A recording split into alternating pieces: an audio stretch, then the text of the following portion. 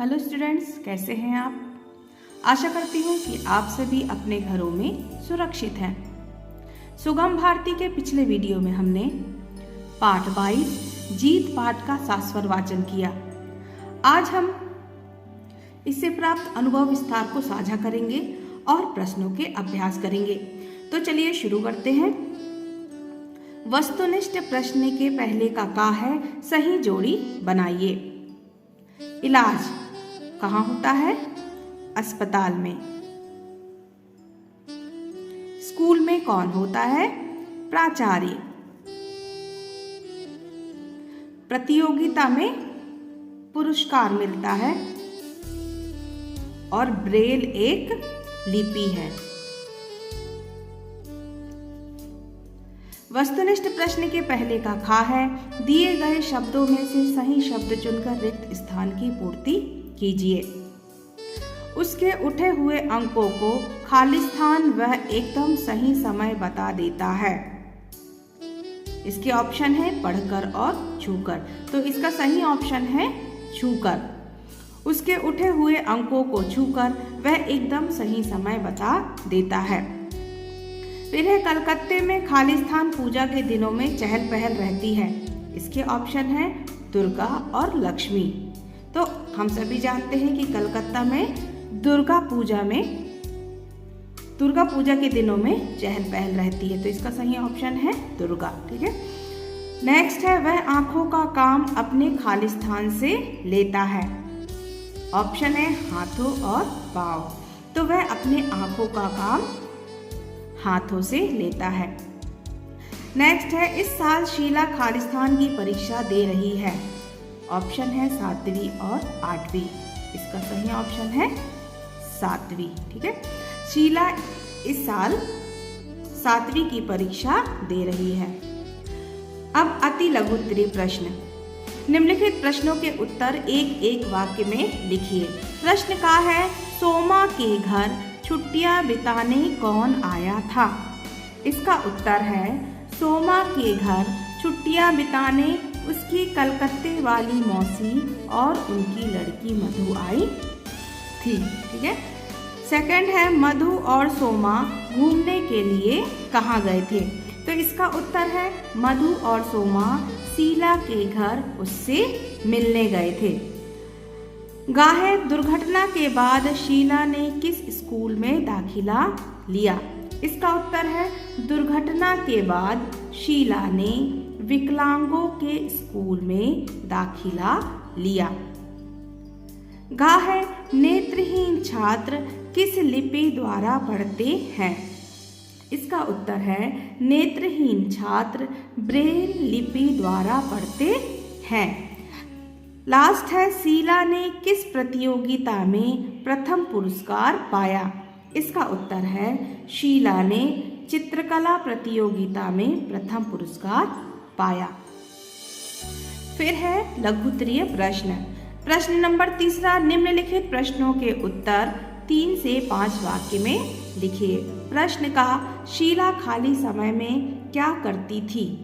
इसका उत्तर है शीला खाली समय में कार्ड्स पर सुंदर सुंदर पेंटिंग बनाती है और उन्हें दुकान पर बिकने के लिए दे आती है। हर महीने वह इससे इतना धन कमा लेती है कि उससे उसकी अपनी जरूरतें पूरी हो जाती हैं। प्रश्न 2 है अनिल ने शीला को कैसे प्रभावित किया? तो इसका उत्तर है शीला ने अपनी मम्मी को बताते हुए कहा कि मम्मी मेरे साथ एक लड़का पढ़ता है अनिल। वह देख नहीं सकता, वह आंखों का काम हाथों से लेता है, वह छू छू कर ब्रेल लिपि से पढ़ता है, उसके पास एक घड़ी है, उसके उठे हुए अंकों को छूकर वह एकदम सही समय बताता है। उसे देखकर मुझे लगा कि जब वह हाथों से आंखों का काम ले सकता है तो फिर मैं अपने पैरों से हाथों का काम क्यों नहीं ले सकती। तो इस तरह अनिल ने शीला को प्रभावित किया। नेक्स्ट प्रश्न है किस प्रकार शीला की हार जीत में बदल गई? इसका उत्तर है पढ़ने के लिए उसे छात्रवृत्ति मिल रही है। अपनी मम्मी पापा के आगे उसे हाथ नहीं पसारना पड़ रहा है। सच कहें तो विकलांगता ने उसे अभी से आत्मनिर्भर बना दिया है। उसकी हार भी जीत में बदल गई। अगला प्रश्न है, मधु की नजरों में शीला महान कैसे बन गई?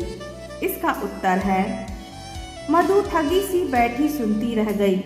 उसे लगा अब से कुछ देर पहले जिस लड़की को देखकर उसके मन में उपेक्षा का भाव आया था वह उससे कहीं अधिक महान है।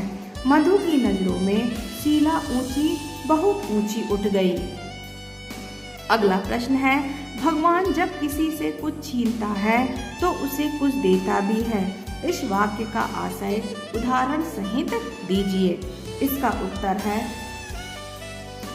चाची ने उसके आंसू पोंछे, फिर प्यार से समझाते हुए कहा, देखो शीला, भगवान जब भी किसी से कुछ छीनता है तो वह उसे कुछ देता भी है, नहीं तो इंसान का जीना दूभर हो जाए। तुम भी धैर्य रखो, मैं तुम्हारा नाम विकलांग बच्चों के स्कूल में लिखवा देती हूँ, वहाँ तुम अपनी पढ़ाई पूरी कर सकोगी।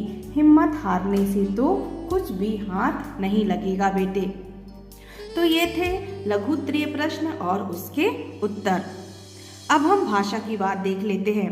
प्रश्न चौथा है, निम्नलिखित शब्दों के शुद्ध उच्चारण कीजिए। खिलौने, मेरे साथ दोहराएं, खिलौने, चूड़ियाँ, दुर्घटना, प्राचार्य, दिव्यांग।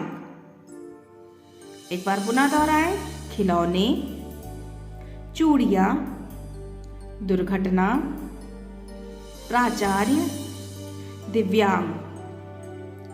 अगला प्रश्न है, निम्नलिखित शब्दों की शुद्ध वर्तनी पर गोला लगाइए।